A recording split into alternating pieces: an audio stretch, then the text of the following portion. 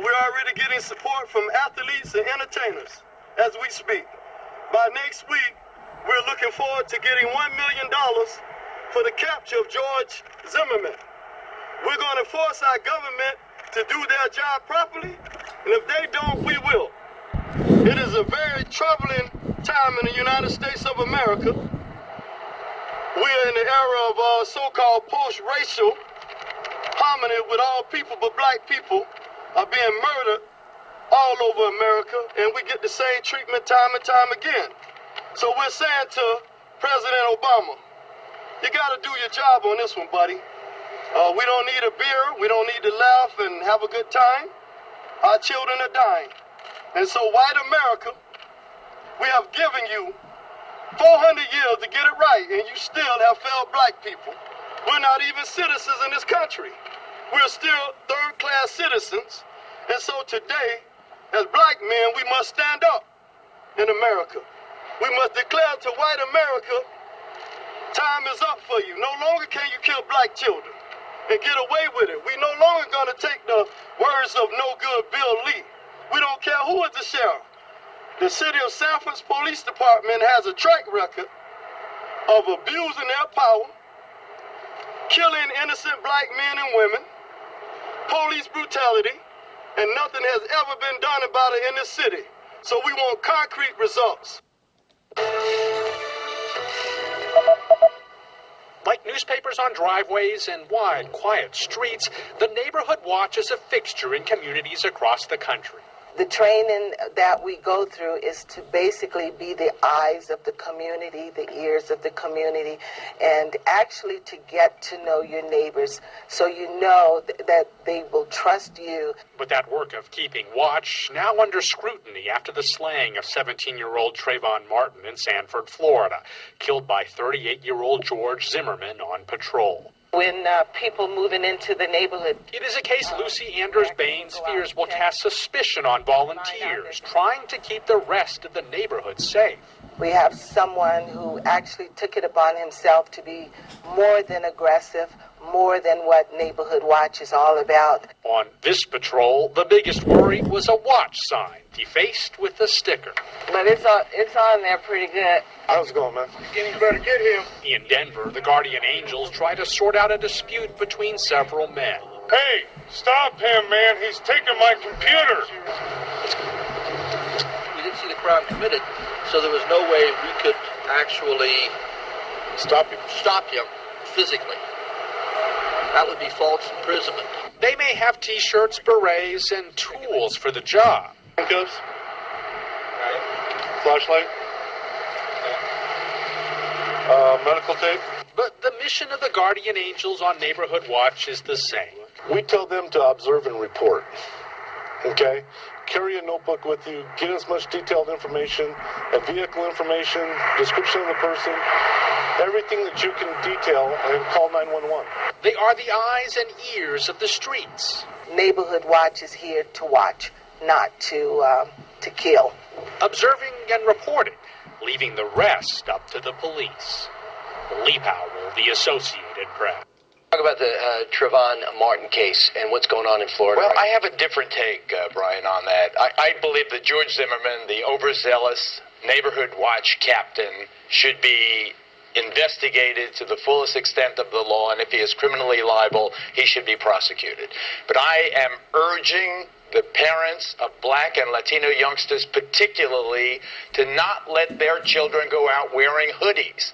I think the hoodie is as much responsible for Trayvon Martin's death as George Zimmerman was. What do you mean? When you see a kid walking, Julia, when you see a kid walking down the street, particularly a dark-skinned kid like my son Cruz, who I constantly yelled at when he was going out wearing a damn hoodie or those pants around his ankles, take that hood off. People look at you and what do they think? What's the instant identification? What's the instant association? It's those crime scene surveillance tapes. Every time you see someone sticking up a 7-Eleven, the kid's wearing a hoodie. Every time you see a mugging on a surveillance camera or they get the old lady in the alcove, it's a kid wearing a hoodie. You have to recognize that this whole stylizing yourself as a gangster, you're going to be a gangster wannabe, well, people are going to perceive you as a menace. Hello, everyone. Welcome to Global Government News. Today is Monday, March 26, 6, 2012, and I'm Darko. My website is ggnonline.com, and on YouTube, my channel is ddarko2012 and ddarko2013. All the headlines and links for these videos and articles will be in YouTube's video description. Alright, so I never thought I'd be covering my first whole video based off this, and maybe I won't, maybe I'll get to other news, but it seems like this is what it's going to be. But you can't underestimate the power of the media, mainstream media, the culture industry, and basically there is an agenda behind this, and that's what I'm going to get to in this first video. Is all these people, all these groups, all these interests latching on to this. I never thought that it would grow this big. Since I made my video on Friday about Obama giving a shit all of a sudden about this particular case without all the facts even coming out. And it has just blown up in the past 3 days and gotten out of control to the point to where you have a bounty on this man's head, George Zimmerman, by the Black Panthers. And then you have this one, the job of neighborhood watch is to watch and not kill. Well, to be honest with you, my personal opinion is there shouldn't be a neighborhood watch. Neighborhood watches should be voluntary, which it is, right? But it's basically individuals collectively keeping an eye out, which they should be anyways, right? For themselves, for their self-interest, you should be looking around and perusing your environment, seeing if there's any threats to yourself, to your property, and in doing that, you might see somebody else's property or somebody else's life at risk, and you can go and help them. I just thought it was funny, that woman, as she was walking down the street, I could tell she could probably hardly ever walks around like that, because I could see the way she was walking on, kind of like with her heels and that. She's not going to be out there walking the streets like those other guys. Those guardian angels, they say that they're there to basically to watch and assist the police. What they're there to do is basically be like little communists, snitches, and they're there to help the police, the pigs, political law enforcement officers. So you should just have common law, where you protect people's property and people's life. And unfortunately, the majority of the time, police aren't there to protect your property. In fact, they're there to actually steal it from you, and they're not there to protect your life as well. Hardly ever is a police officer there in the middle of a crime stopping it, or in the middle of someone getting attacked or rescued, right? And they'll put that out there. Off-duty cop rescues dog, Labrador or something from drowning or something, a story like that. But the majority of them they're killing people, they're stealing people's property. So, but what they want the neighborhood watch people, don't take it in your own hands, right? Don't take it into your own hands. You just be a good little snitch for the cops, and then you call the big boys, you call the parents, when you start to think for yourself. So that's what I didn't like about that video. And of course you had this, Geraldo Rivera. Hoodie allowed Zimmerman to kill Martin. So I'm sure many of you have already come to your own conclusions or have drawn up your own theories about why are they attacking these hoodies. I mean, because now what? Hoodies in church and Sunday sermons about Trayvon Martin calls for justice from the pulpit, right? It's kind of like the whole Occupy movement. They have the fist in the air, again, communist, right? Those all come from the top down, those symbols and everything. So, here you go right here. Churchgoers wear hoodies for Trayvon in their Sunday sermons. Pastor and church leaders across the country mourn the shooting death of Trayvon Martin, the unarmed 17-year-old African-American who was killed in Sanford, Florida last month. Some wore hoodies in Martin's honor. Many churchgoers did the same. And Geraldo Rivera hit the nail on the head when he talked about surveillance cameras, because that is exactly what I thought about. And just talking to someone else today, they kind of confirmed that's what they thought it was going to be for too. It's for biometric facial scans. And ultimately what they're going to do is they're going to have cameras in the ground at train stations or whatever in public areas. They're going to have cameras not just on the side of you, not just above you, because a lot of times they'll have these cameras above you, so that it's out of sight, out of mind, because most, sheeple, they think like that. I can't see it, it's above me, in the traffic thing. I can't see it, so they're not really there. But they are, and eventually they're going to put them on the ground because people wearing hoodies and stuff like that. And not everybody that wears hoodies are thugs or are gangs. I like to wear a hoodie because I live in the Midwest and it's cold up here. I know a lot of people around do, and it doesn't necessarily make them no-limit soldiers, right? So with that being said, that's where it's going to go. And when it gets to that point, you may tend to look down, right? You may tend to look down. Well, they're going to put cameras on the ground so that when you look down, you'll be looking at a camera. So then you're going to look up. Well, you can't look up because you're avoiding the cameras that are on the ground, right? And if you look down, you're avoiding the cameras that are above you.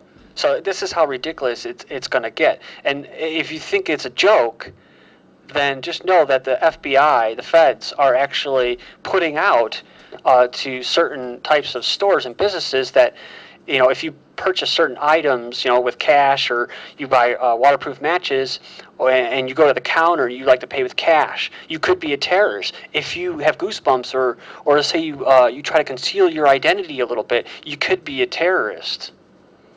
Well, the whole time, really, what you're doing is you're trying to avoid this Big Brother intrusive surveillance grid. So after I made the video on Friday about Obama actually giving a shit about this, what happened? Obama, if I had a son, he'd look just like Trayvon. So he goes in and he says, we have to do soul searching, and that means we have to examine the laws and the context for what happened, as well as specifics for the incidents.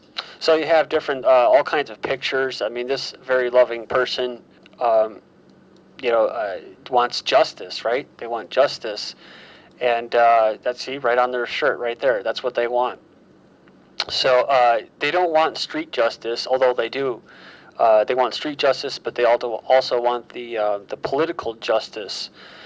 So it says here, let's get to the bottom of this and we'll finish up this video. Trayvon Martin shooter told cops teenager went for his gun. So it says George Zimmerman, the neighborhood watch crime captain who shot dead 17-year-old Trayvon Martin, originally told police in a written statement that Martin knocked him down with a punch to the nose, repeatedly slammed his head on the ground, and tried to take his gun, a police source told ABC News. In addition, an eyewitness, 13-year-old Austin Brown, told police he saw a man fitting Zimmerman's description lying on the grass, moaning and crying for help just seconds before he heard the gunshot that killed Martin.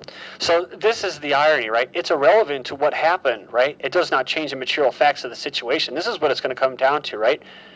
What I was talking about, demonizing community watch, demonizing individuals, especially ones that are armed, and ultimately demonizing gun owners and guns. Specifically, that had George Zimmerman not left his vehicle and heeded the police dispatcher's guidance, i.e. the parents telling the children what to do, we wouldn't be here today. Now, I'm speaking from kind of, some people call it an anarchist perspective or something like that. Just basically the least amount of government as possible, right? For people to have full responsibility and liability for their actions.